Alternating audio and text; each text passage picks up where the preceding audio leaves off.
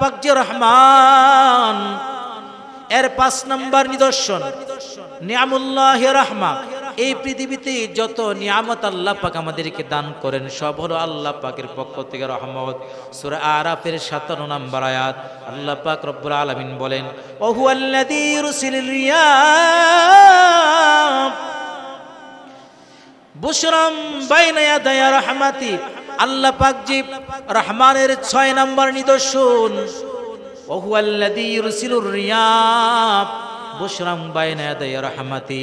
আল্লাহ পাক রব্বুল আলামিন তার দয়া, বৃষ্টিটা আল্লাহর পক্ষ থেকে দয়া, বৃষ্টি যখন নাজিল করেন এর পূর্বে আল্লাহ পাক রব্বুল আলামিন সুসংবাদ স্বরূপ বাতাস নাজিল করেন। সুবহানাল্লাহ। এই যে 1 সপ্তাহ যাবত বৃষ্টি আসতেছে, বৃষ্টি আসার আগে বাতাস আসে না? আসেনি? বৃষ্টি আসার আগে বাতাস যে আসে, এই বাতাসটা আল্লাহর পক্ষ থেকে সুসংবাদ। আল্লাহ পাক বলেন বুশরান বাইনা ইয়াদাই রাহমাতি, অর্থাৎ সুসংবাদ হলো এখানে রহমত দ্বারা উদ্দেশ্য হলো বৃষ্টি। আমি যে তোমাদেরকে বৃষ্টি দান করব, এই জন্য বৃষ্টির আগাম সংবাদ হিসাবে আমি তোমাদেরকে বাতাস দিয়ে তোমাদেরকে জানায়া দিই। সুবহানাল্লাহ। আল্লাহ পাক রব্বুল আলামিন বৃষ্টি দান করেন, হাত্তা ইদা আকাল্লাত সাহাবান সিকালান সুকনাহু।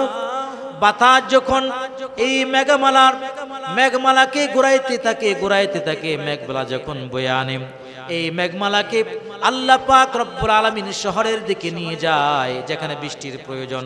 লি বালাদিন মাইয়িতিন, মৃত শহরের দিকে নিয়ে যান। ফানজালনা বিহিল মা, ওই মেঘমালা থেকে আল্লাহ বলেন আমি বৃষ্টি নাজিল করি।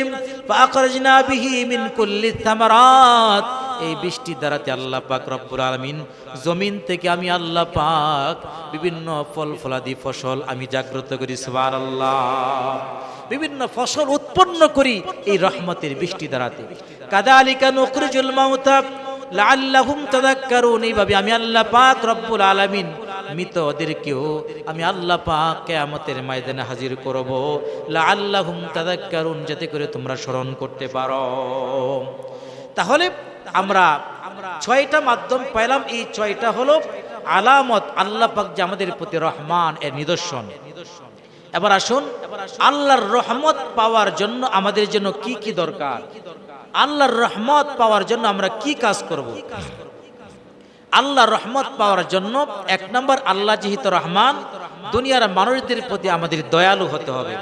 মানুষ মানুষের প্রতি যখন দয়ালু হয় আল্লাহ পাক রব্বুল আলামিনও তার প্রতি রহমত নাজিল করেন। সূরা তাওবার 128 নম্বর আয়াত আল্লাহ পাক রব্বুল আলামিন বলেন, লাকাদ জাআকুম রাসূলুম মিন আনফুসিকুম আজিজুন আলাইহি মা আনিতুম হারিসুন আলাইকুম বিল মুমিনিনা রাউফুর রহিম। আমি আল্লাহ পাক রব্বুল আলামিন তোমাদেরকে নবী পাঠাইছি, এই নবী তোমাদের দুঃখী, তোমাদের কষ্টে নবী কষ্ট পান, যার কারণে নবীজি তোমাদের জন্য দোয়া করেন, নবীজি তোমাদের জন্য মঙ্গল কামনা করেন। মুমিনদের জন্য নবীজি স্নেহশীল, দয়াময়।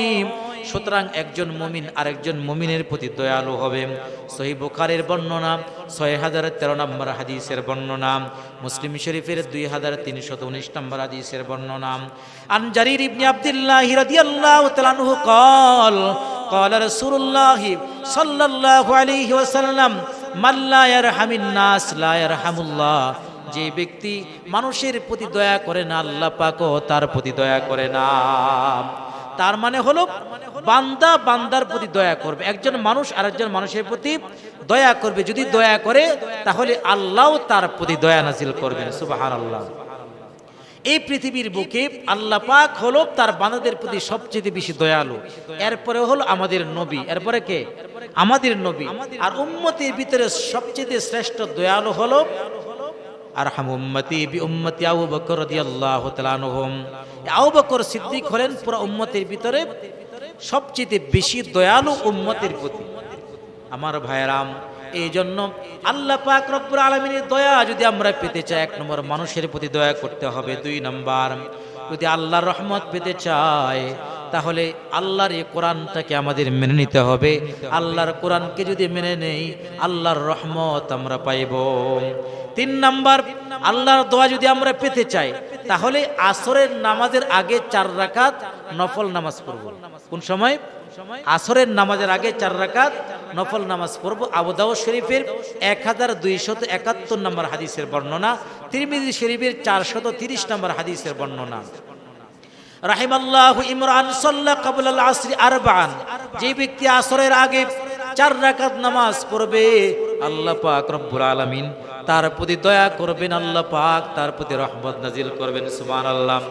4 নাম্বার, যদি আল্লাহর দয়া আমরা পেতে চাই, তাহলে ইহসান করতে হবে, অনুগ্রহ করতে হবে। ইহসান কাকে বলে? মুসলিম শরীফের 8 নম্বর হাদিসের বর্ণনা, তিরমিজি শরীফের 2610 নম্বর হাদিসের বর্ণনা ইহসান কাকে বলা হয়। হাদিসে জিব্রাইলের ভিতরে নবীজি সাল্লাল্লাহু আলাইহি সাল্লাম যখন জিব্রাইল আমিনের সাথে কথোপকথন হচ্ছিল, এক পর্যায়ে নবীজি হযরত জিব্রাইল আমিন নবীজিকে বললেন, ফাআকবিরনি আনিল ইহসান, ইহসান কি? ইহসান সম্পর্কে আপনি বলেন। নবীজি বললেন, ক্বাল আনতা আবুদাল্লাহ, তুমি আল্লাহর ইবাদত এইভাবে করো, কান্নাকা তারাহু, যেন তুমি আল্লাহকে দেখতেছো। ফাইল্লাম তাকুন তারাহু ফাইন্নাহু ইয়ারাক, তুমি যদি আল্লাহকে দেখতে না পাও, জেনে রাখো আল্লাহ তোমাকে দেখতেছেন। ইহসান মানে হলো আমি ইবাদত এইভাবে করব যে আল্লাহ আমাকে দেখতেছেন, বা আমি আল্লাহকে দেখতেছি। যদি আমি আল্লাহকে দেখতে না পাই, আল্লাহ তো আমাকে দেখতেছেন, এই কল্পনা নিয়ে ইবাদত করা। 5 নাম্বার, যদি আল্লাহর দয়া আমরা পেতে চাই, তাহলে মসজিদে অবস্থান করতে হবে। মসজিদে অবস্থান করতে, এই যে মাগরিব থেকে এশা পর্যন্ত আমরা এখানে বসে আছি, এই বসে থাকাটাই হলো মসজিদে অবস্থান। অর্থাৎ আমাদের উপরে আল্লাহর পক্ষ থেকে এই মাগরিব থেকে এশা পর্যন্ত রহমত নাজিল হইতেছে। সুবহানাল্লাহ, সুবহানাল্লাহ। আমার ভাইরা, সহিহ বুখারীর বর্ণনা, সহিহ মুসলিম শরীফের ভিতরে এসেছে, হযরত আবু হুরায়রা রাদিয়াল্লাহু তাআলা থেকে বর্ণিত, লা ইয়াজালুল আবদু ফি সালাতিন মা কানা ফি মুসাল্লা ইয়ানতাদিরুস সালাতা ওয়া তাকুলুল মালায়েকাতু আল্লাহুম্মা গফির লাহ আল্লাহুম্মা রহমহু। যখন কোনো ব্যক্তি মসজিদের ভিতরে বসে থাকে, যখন কোনো ব্যক্তি মসজিদের মধ্যে বসে থাকে, এক নামাজ থেকে আরেক নামাজের অপেক্ষা করতে থাকে, তখন আকাশে রহমতের ফেরেশতারা তার জন্য দোয়া করতে থাকে, আল্লাহুম্মা গফির লাহ, আয় আল্লাহ, এতক্ষণ পর্যন্ত এই ব্যক্তি আপনার ঘরে বসে আছে, সুতরাং আপনি তাকে ক্ষমা করে দেন। সুবহানাল্লাহ। আল্লাহুম্মা রহমহু, আয় আল্লাহ, আপনি তাকে, তার উপরে দয়া নাযিল করেন। আকাশে রহমতের ফেরেশতারা মসজিদে বসে থাকলে তাদের জন্য রহমতের দোয়া করতে থাকে। সুবহানাল্লাহ। 6 নাম্বার, আল্লাহ নবী সাল্লাল্লাহু আলাইহি সাল্লাম বলেন, যদি তোমরা আল্লাহর পক্ষ থেকে দয়া পেতে চাও, তাহলে তোমরা রোগীদের কাছে যাও, রোগীদের খবর নাও। ইয়াদাতুল মারিদ, রোগীদের সেবা করো, রোগীদের খোঁজ খবর নাও।